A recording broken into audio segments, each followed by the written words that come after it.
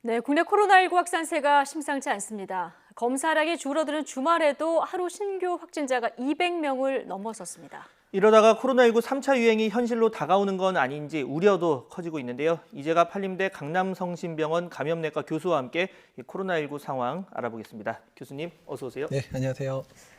예, 교수님 어서 오십시오. 사흘째 지금 200명대 수치가 나오고 있습니다. 특히 오늘 같은 경우는 주말에 검사 수치가 줄어들잖아요. 그런데도 네. 200명대가 나왔습니다. 일단 현 상황 어떻게 보십니까? 일단은 이제 뭐 유럽이나 미국에서 보셨던 것처럼 뭐 2차, 3차 유행들이 본격화됐잖아요. 아마 날씨 탓도 있고 또 이제 가을, 겨울 되면서 추워지면서 실내 활동 늘어나면서일 거로 생각이 되는데 네. 우리나라도 사회적 거리두기를 하향시켜 놓은 상황에서 일단 이제 현재 발생하는 수치를 보게 되면 3차 유행이 본격적으로 시작됐다고 보는 게 맞을 것 같습니다. 지금 근데 확진자 발생의 특징을 보면 예전에는 뭐 신천지라든가요, 아니면 이태원 클럽발이라든가, 아니면 뭐 사랑제일교회발이라든가 이렇게 큰 어떤 이슈가 있었는데요. 지금은 그렇지 않은 특징이 좀 있는 것 같습니다. 예, 맞습니다. 일단 2차 유행 때만 하더라도 뭐 사랑제일교회나 강화문 집회가 한 전체 초기 발병자의 절반 정도를 차지를 해서 큰 유행 때문에 이제 지역사 유행이 더불어서 같이 커지는 양상이었기는 했는데요. 이번 같은 경우는 어디 특정하게 큰 유행 없이 여기저기서 지역사회 내 아주 밀접한 우리 일상생활 밀접한 곳에서 계속 좀 발병이 일어나고 있거든요. 뭐 지인 몸이라든지 직장이라든지 또 뭐 군대라든지 이런 데서 계속 발생을 하고 있는 양상이어서 오히려 지금 지역사회 내에 더 훨씬 더 감염자가 훨씬 만연돼 있다라는 그런 걸 나타내기 때문에 오히려 1차 유행이나 2차 유행보다 상당히 힘든 상황이고 또한 방역 당국도 이게 여기저기 흩어져서 환자가 발생을 하다 보니까 집중해서 관리를 하는 상황이 안 되거든요. 그래서 대응하기는 더 어렵다. 네, 훨씬 어려운 상황이 된 거죠. 예. 예. 또 이 최근 특징 중에 하나를 보면 뭐 기존의 고령층이라든가 네. 뭐 이런 취약계층뿐 아니라 젊은 층의 네. 코로나 감염 비율이 상당히 높아졌습니다. 이거 어떤 이유입니까? 그러니까 이제 지역사회 유행이 시작될 때 일단은 20, 30대가 먼저 확산이 되고요. 그 사람들로 인해서 그 가족들이 이제 60대나 70대 또는 그 사람들이 종사하고 있는 시설 같은 요양병원, 요양시설에서 확진자가 늘어나기 시작하는데 네.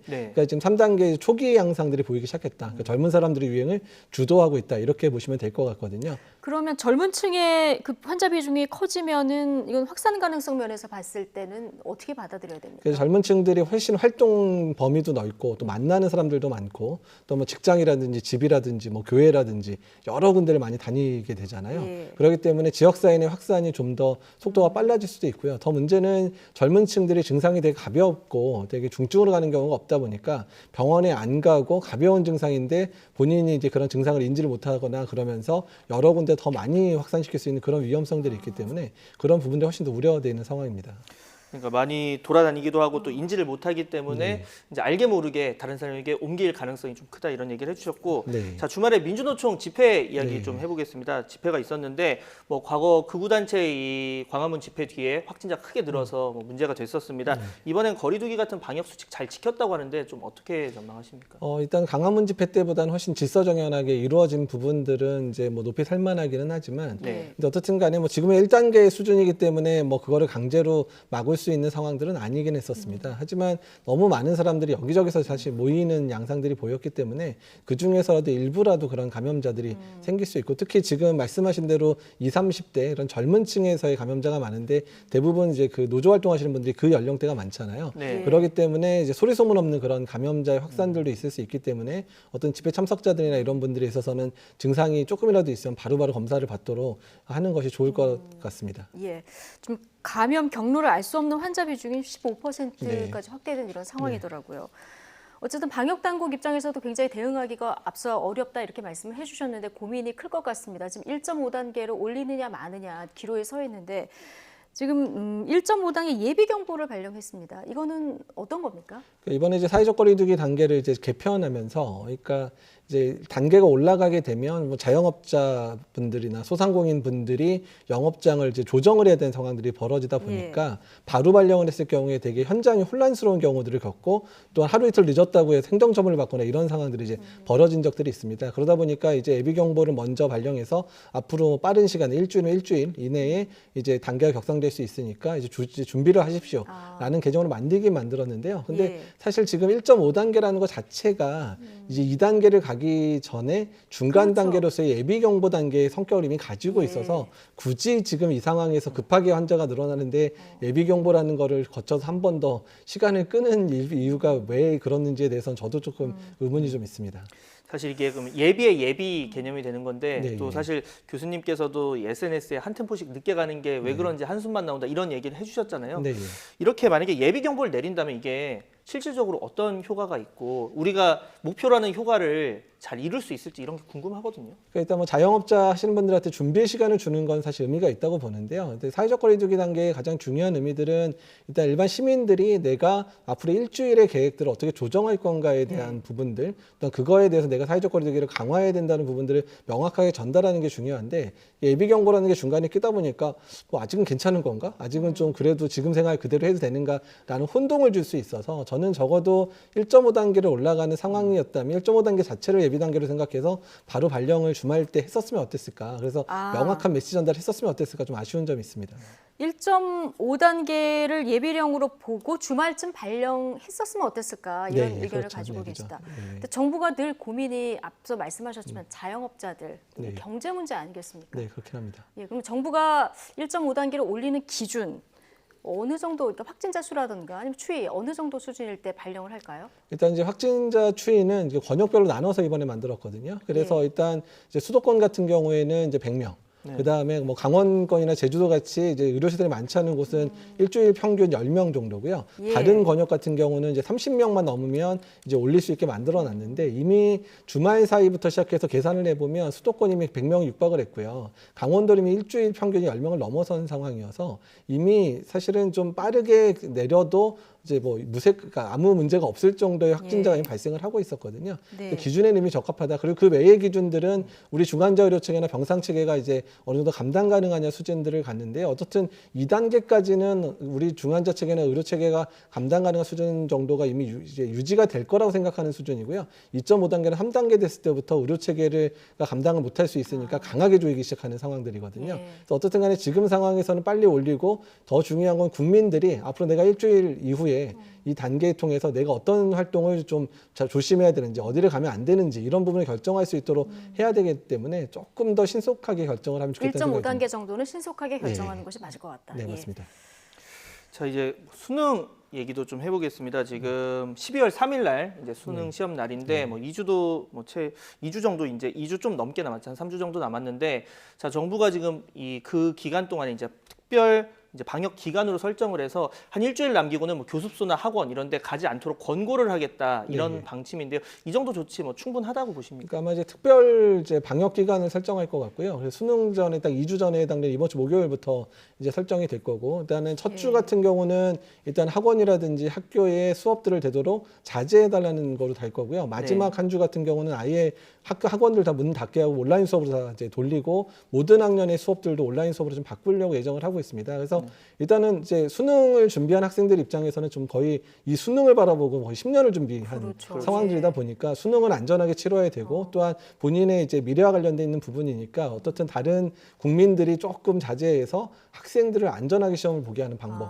또 학생들이 또 확진되거나 자가격리 대상자가 묶였을 때 뭐 시험을 볼 수 있긴 하지만 그 심리적인 압박감 때문에 시험을 잘 못 볼 수도 있기 그렇죠. 때문에 그런 부분을 최소화하려는 정책이긴 합니다. 어떻든 뭐 이런 부분에서는 환영하긴 하는데요. 실질적인 효과가 있을 수 있을 만한 부분들을 잘 조정을 해야 되지 않을까 생각이 듭니다. 아, 올해 고3들 특히 안쓰럽습니다. 네, 그렇습니다. 실질적인 그럼 수험생들이 느낄 수 있는 대책이 뭔지 이것도 궁금하고요. 또 수험생과 가족 가운데서 코로나 의심 증상이 나타난 경우도 있을 텐데 이럴 때는 어떻게 대응을 해야 되는지도 궁금합니다. 일단 실질적인 대책 부분 이번에 뭐 얘기가 나오긴 했지만 이제 학생들 같은 경우에 아예 지금 PC방이나 노래방을 2주 동안 아예 출입 금지를 지금 한 상황들이고요. 또 그 외에 일상생활의 전파 상황들을 최소화할 수 있도록 어른들이 사실은 자제를 해줘야 돼요. 그렇죠. 이제 어른들이 그래서 어른들이 뭐 유흥시설에 이런 데 갔다 왔다가 학생들과 만나는 상황들이 생겨버리면 또 애들이 문제가 되기 때문에 그런 부분들을 최소화해 주셨으면 좋겠다는 생각이 들고요. 그다음에 이제 학생들이 만약에 자가격리 대상자가 되게 되는 경우는 자가격리 대상자는 다른 수험실 거기 시험을 볼 수 있는 시설들이 이미 따로 만들어놔서 또 시험을 따로 보게 되고요. 아마 한 교실에 한 4명 정도만 아주 완전 이제 코너에 앉아서 시험을 볼 수 있게 되고요. 예. 확진자 같은 경우는 확진자 시험을 볼 수 있는 시설들을 마련해서 거기 병상에서 직접 시험을 볼 수 있게끔 현재 그런 시설들을 준비해놨다고 얘기를 들었습니다. 자, 다음으로 백신 관련 좀 이야기 해볼 텐데요. 지금 화이자와 공동으로 백신 개발하고 있는 독일 업체 바이온테크 네. 여기 개발자이자 이제 대표인데 네. 이분이 이런 얘기를 했습니다. 내년 겨울이면 우리 삶이 정상으로 돌아갈 수 있다고 본다. 물론 본인 생각이지만 자, 이거 뭐 어떻게 좀 저희가 해석을 해야 될까요? 그러니까 저도 그렇게 됐으면 좋겠기는 하는데요. 네. 그러니까 백신의 효과가 만약에 지금 예상대로 90% 정도로 최종 결과까지 나오고 백신의 이제 효과 유효 기간이 최소한 6개월에서 1년 정도 된다 그러면 일단은 내년 하반기까지 전 세계 많은 사람들이 백신 접종을 마친다면 어느 정도 유행은 떨어질 겁니다. 근데 백신 효과가 90%라는 것 자체는 이번에 임상연구에 참가한 사람들이 대부분 건강한 사람들 대상으로 하고 있기 때문에 노년층이나 그런 고위험군들은 백신 효과가 떨어질 수도 있고 또한 백신을 안 맞는 사람들도 분명히 있을 거거든요. 그러니까 그렇게 예. 생각한다면 그러니까 겨울철에 또 코로나 바이러스가 유행을 잘하는 시점이기 때문에 제 생각은 내년 겨울은 너무 이른 것 같고요. 아마 그의 겨울이 지난 한 적어도 내후년에 봄 정도 되면 그래도 지금보다는 훨씬 나은 상황이 되지 않을까. 근데 그 전제 조건은 백신 효과가 좋아야 되고 또 많은 분들이 백신 거부를 하지 않고 많이 접종을 해주셨을 때 가능한 상황입니다. 네. 내년 겨울 지나서 그 다음에 봄 정도 돼야 빨라야. 예. 빨라야 예, 예. 좀 안정이 될 것이다 네. 얘기해 주셨는데 어쨌든 백신 빨리 확보하는 게 관건 네, 아니겠습니까? 좀 그렇습니다. 선구매 조치 우리 조금 서둘러야 되는 게 아니냐 이런 얘기 나와요. 그러니까 이제 사실 선구매 조치에 대해서 정부 네. 차원에서는 여러 회사랑 이미 선구매 조치를 취한 회사들이 있는데 하필이면 이제 화이자가 좀 화이자, 빠져 예. 있기는 했었습니다. 근데 어쨌든 우리나라 국력도 있고 우리나라의 구매력 부분들이 있기 때문에 아마도 어느 정도 확보하는데 이제 어렵지 않을 거라 생각은 들고요. 또 다른 회사 백신들이 이미 선구매가 돼 있고 다른 회사 백신 중에서도 화이자 백신만큼이나 기대가 되는 백신들이 또 여러 가지가 있거든요. 그래서 이제 그런 백신들의 결과가 아마 이제 12월 달, 1월 달에 대부분 나올 것 같아서 그 중에서 우리가 어떤 백신을 잘 선택을 하느냐에 대한 문제는 정말 전략적이어야 되고 또한 그에 대한 비용 준비하는 부분들이기 때문에 정부 차원에서도 상당히 지금 골머리를 앓고 열심히 좀 노력을 하고 있다고 얘기 들었습니다. 우리나라 지금 백신 개발 상황은 어느 정도입니까? 그러니까 우리나라 백신 상황들은 지금 이제 기대가 되는 백신들이 아마 올해 내에 임상이 시작되는 백신들이 나올 것 같고요. 아마도 연구가 맞춰지려면 1년 정도 걸리다 보니까 내년 하반기, 내년 한 11월, 12월 정도에 아마 상용화되는 걸 목표로 현재 연구가 진행 중이어서 일단 수입된 백신 또는 우리나라가 위탁 생산한 백신을 먼저 접종을 하고 있다가 국산 백신이 나오면 국산 백신으로 이렇게 넘어가는 형태, 투트랙 전략으로 아마 가게 될 것 같습니다. 예. 사실 이 백신이 나와도 전 세계적으로 이제 모든 사람이 쓰게 하려면 그만큼 이제 운송도 편하게 되고 보관도 용이해야 되는데 지금 나오는 얘기가 이제 영하 70도 이하로 유지를 해야 되고 또 5일 넘으면 이제 백신의 제대로 된 성능을 발휘하지 못하고 뭐 이런 것들 때문에 실질적으로 뭐 제3세계 국가라던가 좀 경제 형편이 좋지 않은 뭐 개발도상국 같은 경우에는 이 백신을 쓸 수 있느냐 뭐 이런 얘기도 나옵니다. 이 부분 좀 어떻게 그러니까 사실 백신의 콜드체인, 특히 영하 70도 보관해야 되는 화이자 백신 같은 경우는 그 운송과 관련된 이제 어려움이 좀 있는데요. 어떻든 간에 지금 패키지를 개발을 하고 있는데 한 달 정도는 그 안에서 영하 70도가 유지되는 그런 패키지를 준비를 하고 있고요. 그러니까 도달하는 것까지 문제가 없을 것 같고요. 그다음에 이제 녹여야 접종이 가능한데 녹이면서 이제 5일 정도 접종이 가능하니까 아마도 접종 자체가 대규모로 모여서 거기서 접종을 해야 되는 이런 시스템들을 국가마다 이제 구축을 해야 될 것 같고요. 근데 사실 지금 개발되고 있는 백신 중에서는 뭐 타 회사에 이제 비슷한 기술을 쓴 백신은 영하 20도 정도에 보관해도 되는 백신들도 일부 있고 그리고 일부 백신들은 상온 보관하는 백신들도 연구가 지금 진행이 되고 있습니다. 또 화이자도 지금 이제 분말 형태로 만들어서 이제 한 2도에서 8도 정도의 보관 가능한 형태의 그 형태도 지금 개발 중이어서 아마도 내년 초기에는 조금 어렵겠지만 어느 정도 시간이 지나면 보관도 용이한 그런 백신들이 또한 공급이 될 걸로 예상을 하고 있습니다. 네, 뭐 필요가 있으니까요. 네. 앞서도 저희가 잠깐 그 취재 기자를 짚어봤습니다만 우리 축구 대표팀 유럽 원정 갔다가 집단 감염 걸리지 않았습니까? 이게 지금 미국, 유럽, 일본까지 연일 최고치를 찍는 이런 상황이라서 지금 우리 국내 발생 비중이 훨씬 높지만 해외에서 유입되는 이 부분도 조금 더 신경 써야 되지 않을까 싶은데요. 예, 최근 이제 국내 지역사회 감염자도 늘고 있지만 해외 유입 감염 사례도 거의 매일 30여 명 진단이 되는 상황들이거든요. 그렇기 때문에 어쨌든 이제 국내에 들어오는 분들이야 2주씩 격리를 하고 그 중에 발병이 되기 때문에 관리가 되기는 되지만 그 숫자가 많아지면 힘드니까 어쨌든 그 부분도 조절해야 될 것 같습니다. 예. 네, 오늘 말씀 여기까지 듣겠습니다. 지금까지 이재갑 한림대 강남성심병원 감염내과 교수와 함께 코로나19 상황 알아봤습니다. 교수님 오늘 말씀 감사합니다. 네, 감사합니다. 고맙습니다.